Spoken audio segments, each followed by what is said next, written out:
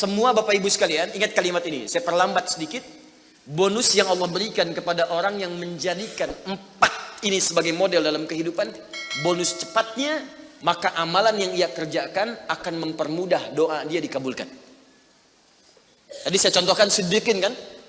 Syuhada nggak usah ditanya. Orang-orang para syuhada itu bahkan sebelum wafatnya diberikan jalan-jalan kemudahan oleh Allah.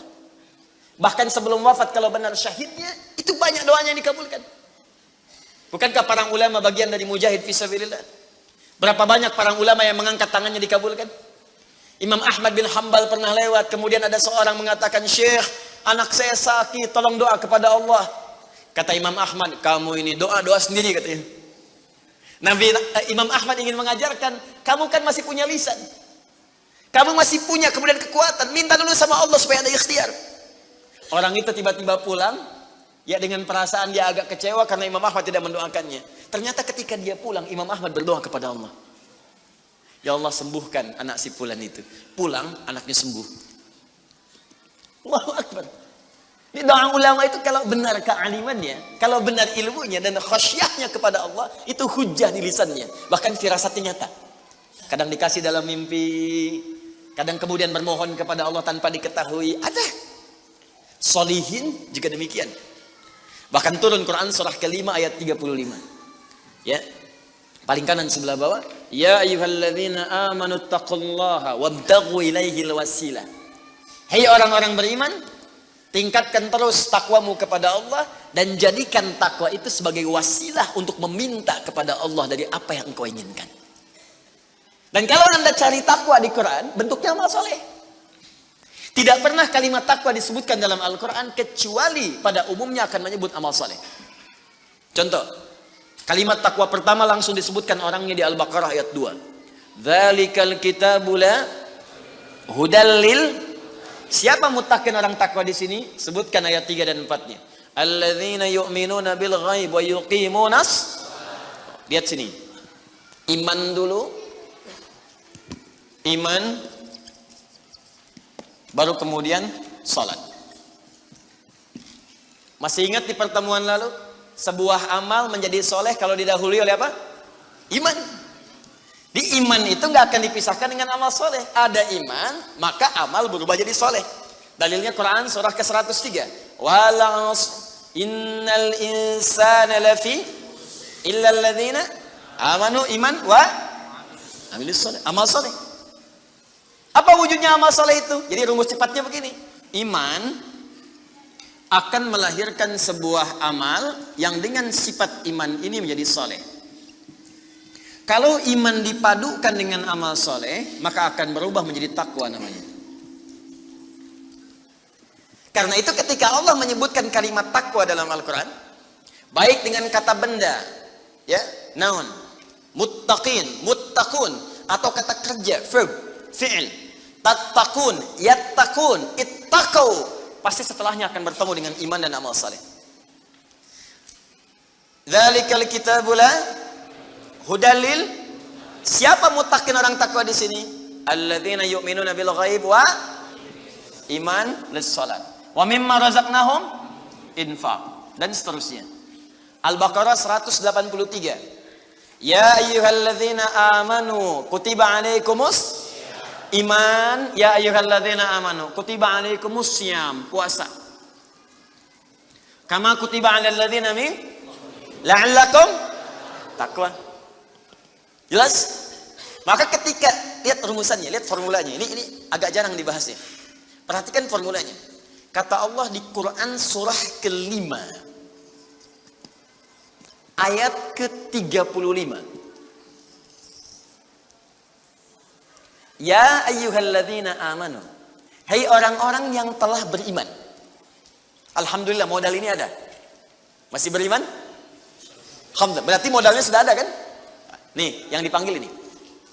Hai orang-orang yang telah beriman. Yang belum beriman tidak hai. Ittaqullah. Tingkatkan takwamu kepada Allah. Yang diminta ini. Perhatikan rumusnya. Hai orang-orang yang telah beriman, tingkatkan takwamu kepada Allah. Wabtaghu ilaihil wasilah. Dan carilah dengan peningkatan takwa ini wasilah untuk mengabulkan doa-doa yang kita mohonkan.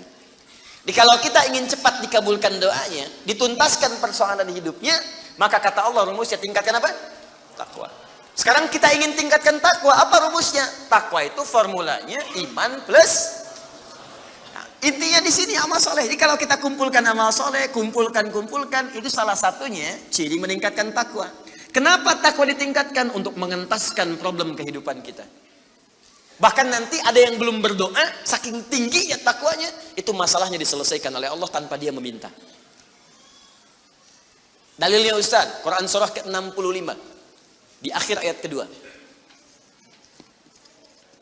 Di akhir ayat kedua, di awal ayat ketiga. Wa may yattaqillaha yaj'al lahu makhraja wa yarzuqhu min haitsu la. Siapa yang mampu meningkatkan takwanya kepada Allah, salatnya meningkat dari yang fardu tambah sunnah, amalan hartanya meningkat dari zakat tambah infak, amalan Qur'annya meningkat dari sekedar baca mulai kemudian tilawah atau mulai menghafalkannya, amalan puasanya meningkat dari Ramadan mencari sunnah-sunnahnya, tingkatkan. Maka pengertian persamaannya ya ja'allahu makhraja. Semakin meningkat takwanya, semakin aku tuntaskan semua persoalan kehidupannya. Jadi Bapak Ibu kayaknya nggak dapat masalah, padahal Anda tuh mengalami masalah sebetulnya. Cuman masalahnya sebelum dialami diringankan oleh Allah sehingga seakan-akan tak terasa. Ada yang langsung masalah dihadapkan di depannya, tapi diberikan ketenangan dalam jiwanya sehingga perasaannya nikmat saja. Padahal sebelumnya tidak begitu. Macet, sebelumnya menghujat, kadang mencela, klakson nggak berhenti, ya, bikin status juga, langsung kasih komen negatif, ya. Jakarta ke sini banjir, siapa gubernurnya misalnya? Apa solusinya? Ini begini, ini begitu. Apa solusinya? Apa ketenangan yang kita dapatkan? Tapi ada orang yang ketika dapat macet tiba-tiba Allahu Akbar, dia cuma klik dengan satu tombol, klik keluar murotal. Alhamdulillah ya Allah engkau kasih macet. Kalau enggak macet seperti ini, bagaimana aku kemudian mendekat kepadamu dengan mendengar murotal ini? Ternyata ketika macetnya 15 menit hafal ayat 3 ayat. Selalu ada hikmah dalam kehidupan. Sedang zikir, ada yang berdoa, itulah yang dimaksudkan. Dientaskan persoalan, diberikan ketenangan, dan dipahamkan tentang nikmat yang diberikan. Ada orang yang minta dulu. Nah nanti orang soleh ini, solihin, itu diantara mereka bertawasul dengan amal solehnya. Ada yang sering bersolawat, tawasul dengan salawatnya. Ada yang sering infak, tawasul dengan infaknya. Bukankah kita pernah mendengar kisah yang sangat viral? Padahal masa itu belum ada media sosial. Tapi sampai kekinian sekarang. Kisah ini terjadi sangat lampau. Sampai sekarang lewat 15 abad masih viral dibukukan. Perhatikan, kalau kita ikhlas, maka semua kisah kebaikan kita akan diangkat sampai di masa yang tidak batas. Sampai terjadi hari kiamat kembali kepada Allah Subhanahu wa ta'ala. Walaupun komunikasi alatnya tidak lengkap. Pernah dengar kisah 3 orang yang sedang berjalan kemudian tiba-tiba ada hujan. Berlindung masuk ke sebuah gua.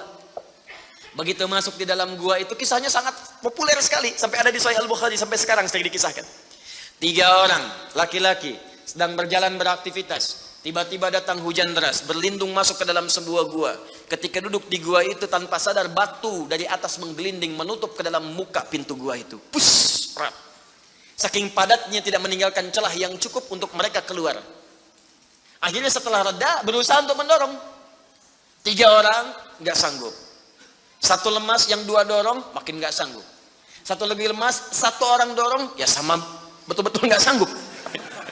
3 aja nggak sanggup, 1 pengen dorong nggak bisa. Akhirnya yang paham rumus ini dari 3 orang itu mulai berkata kepada teman yang 2, ini mustahil kita bisa kemudian tuntaskan kecuali kita bertawasul dengan amal soleh yang pernah kita kumpulkan dalam hidup. Jika kita sudah merasa tak mampu sebagai makhluk, maka ini tanda dari Allah untuk meminta kepada Khalik. Dan disinilah kita disadarkan oleh Allah pentingnya amal soleh. Maka kalau kita sudah merasa amal soleh kita bermanfaat, bahkan bisa dipakai dalam doa, nanti akan semakin semangat amal solehnya. Itu rumus Pak Bu. Di sekarang banyak orang itu tidak mengerti kenapa mesti beramal soleh. Karena itu ketika diminta beramal, malas. Maghrib sudah sholat, begitu isya adzan, Allahu Akbar, ayo isya. Kok cepat amat, barusan udah maghrib sekarang isya lagi. Tapi kalau orang yang ibunya mengerti, Allahu Akbar, mudah-mudahan tiap menit sholat. Kata bisa minta. Minta. Bukankah dalam sholat itu minta? Ya, Rabbighfirli warhamni wajburni warfa'ni. Permintaan semua. Dalam sujud minta lagi, minta. Selesai. Maka 3 orang itu bermohon dengan amalannya. Yang satu mengatakan, ya Allah, saya punya seorang ibu yang saya baktikan hidup saya untuk melayani beliau. Saya bekerja pulang kemudian tidak pernah saya mengambil sesuatu sebelum ibu saya dulu. Apa yang saya lakukan sebelum tidur, saya kemudian siapkan susu untuknya saat bangun, kemudian saya berikan terlebih dahulu. Saya tidak pernah menyentuh makanan sebelum ibu saya terlebih dahulu menyentuhnya. Satu kali saya datang, ya Allah, mendapati beliau sudah tertidur. Maka saya tidak berani menyentuh kemudian makanan itu. Dan saya punya kebiasaan ketika bangun saya siapkan air susu. Ya, saya bayangkan ibu memberikan ASI kepada saya, maka sekarang saatnya saya memberikan susu kepadanya. Kemudian saya tunggu di sampingnya, saya sampai ibu saya tertidur sampai bangun. Ketika dia bangun, saya tidak pernah terangkan kepadanya bahwa saya memegang nampan itu dari sejak malam sampai dia bangun. Kemudian saya tuangkan, saya minumkan kepada beliau, setelah beliau menyentuh baru saya makan. Kalau ini menjadi amal soleh yang pernah saya kerjakan, ya Allah, dan Engkau ridha dengannya, mohon bebaskan kami dari kungkungan batu ini. Yang tadinya tidak bergerak, begitu didorong bergeser. Mau keluar masih susah. Ya, ini pertanda dari Allah ingin mendengar semua amalan-amalannya supaya adil terdengar keseluruhannya. Kedua, ya Allah, saya pernah mimpin suatu perusahaan. Kalau bahasa kita sekarang, saya pernah punya bisnis, ya Allah. Kemudian ada karyawan saya, tiba kemudian pamit meninggalkan pekerjaan, tapi gajinya belum saya berikan. Lantas saya simpan gaji itu, dia tak kunjung datang. Kemudian saya berinisiatif, ya Allah, untuk menjadikan gajinya dia sebagai modal. Karena khawatir kalau pulang nilainya sudah berkurang. Maka dibelikanlah oleh saya, ya Allah, kambing. Kemudian dikelola kambing itu. Sampai bertahun-tahun datang, kambingnya sudah penuh, ya Allah, dengan berbagai kandang. Ternak sudah banyak. Selapangan sudah kumpul. Begitu dia datang, saya berikan kepadanya semuanya itu, dia mengatakan, kamu bercanda ya? Gaji saya kan cuma 1 juta, kenapa dibalikin tiba-tiba ada 1000 kambing? Orang ini mengatakan, kamu bercanda. Kata orang tadi, tidak, saya tidak bercanda, tapi ini hak kamu yang saya kembalikan. Dikisahkan kisahnya, saya belikan kambing, saya jaga dengan rawat dengan baik. Lantas dia mengambil semua kambing itu, ya Allah, tanpa memberikan kepadaku sedikit pun. Makasih ya, pergi gitu kan. Masya Allah. Ya gitu, kalau Baduy itu unik gitu ya, bukan yang di sini, Arab maksudnya, ya. Unik gitu. Jadi lugu, polos, berangkat. Ya.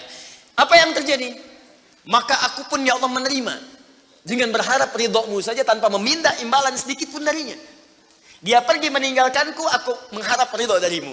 Maka aku bermohon kepadamu, ya Rabb, kalau dengan itu kemudian engkau ridho, maka bebaskan kami dari kungkungan batu ini. Didorong, geser lagi. Perhatikan bagian yang ketiga ini. Ini tidak mudah karena termasuk bagian dari dosa besar. Meninggalkan dosa besar mendatangkan anugerah yang berlimpah tanpa batas. Ya Allah, dulu aku seorang rentenir. Wah, banyak sekarang nih. Ya, yang benjol-benjol, yang catat-catat. Dulu aku seorang rentenir. Ya. Kemudian, ya Allah, aku pinjamkan kepada orang-orang untuk mengambil bunga yang berlipat dan lebih banyak. Tapi aku mencintai seorang putri dari pamanku. Setiap aku lamar dia selalu menolak. Putrinya itu orang soleh, Pak, Bu, baik. Makanya di Quran jelas orang soleh nggak akan dipertemukan dengan yang kurang baik. Tapi jangan pesimis dulu. Caranya jadi orang baik dulu, nanti akan diarahkan pada yang baik. Sabar. Datang sendiri nanti. Ya. Maka apa yang terjadi? Satu saat aku punya kesempatan karena pamannya ternyata butuh modal, aku pinjamkan. Lama dia kemudian tidak bayar-bayar sampai menggelinding hutangnya begitu banyak terkumpul. Datanglah kemudian anak gadisnya kepadaku untuk minta keringanan. Maka aku katakan kepadanya, malam ini pun hutang bapakmu aku akan lunasi seluruhnya tanpa kecuali kalau malam ini engkau mau bergaul denganku. Maka anak perempuan itu sedih, merasa terancam, tapi tak mampu berbuat banyak untuk bapaknya, dia pasrah kemudian mengiyakan. Di malam itulah sejak aku siap-siap untuk menggaulinya, tiba-tiba si gadis itu dengan fitrah lisannya mengatakan, nih kalau orang nggak pernah maksiat, ini kalimatnya itu tinggi sekali. Besar, pengaruhnya banyak. Kata perempuan ini, ittaqillah, paman, bertakwalah kepada Allah. Satu kalimat di gadis itu menggetarkan pada jiwaku, melahirkan rasa takut yang sangat dalam. Aku lari meninggalkannya sambil mengatakan, sudah, bapakmu tak ada utang lagi padaku. Dan aku lari meninggalkannya. Ya Allah, kalau dengan perbuatan itu engkau ridha yang menjadikan aku bertobat sampai sekarang, maka mohon ya Allah bebaskan kami dari kungkungan batu ini. Begitu mau didorong, batunya sudah menggelinding jauh meninggalkan mulut gua itu. Kumpulan amal soleh yang digunakan wasilah untuk berdoa, terkadang akan cepat mampu mengabulkan apa yang kita mohonkan. Apalagi kalau yang dimintakan adalah pengalaman meninggalkan perbuatan maksiat yang besar. Kadang maksiat-maksiat itu jangan diikuti. Jauhi, tinggalkan. Nanti saat butuh, minta dengan amalan itu. Itu boleh, ayatnya ada. Yang nyuruh Allah berarti Allah yang menetapkan jalan. Salah satu formulanya mengerjakan itu supaya semangat beramal soleh. Amal soleh itu kan cuma dua. Kalau enggak if'al, wala taf'al. Do it, live it. Kerjakan, tinggalkan. Kerjakan sholat, jauhi zina. Kerjakan kemudian infak, jauhi bohong. Kerjakan ini, tinggalkan ini. Anda cukup kerjakan, tinggalkan. Dan dengan wasilah itu minta kepada Allah. Jelas sampai sini? Rabbin fa'ana bima alamtana, Rabbi alimna alladhi yanfa'una. Bita'allumi wa tawassalna bita'limi antarzuqanal wasi'a wa antarzuqanal amanah.